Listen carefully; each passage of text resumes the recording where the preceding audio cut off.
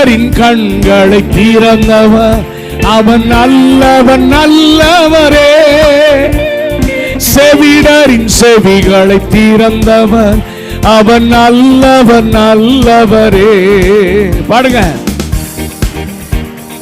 திறந்தவர் அவன் நல்லவன்,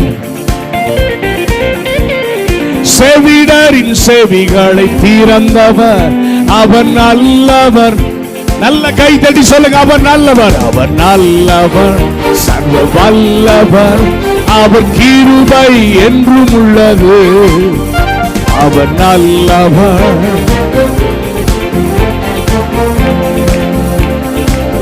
இயேசு நல்லவர், இயேசு நல்லவர்,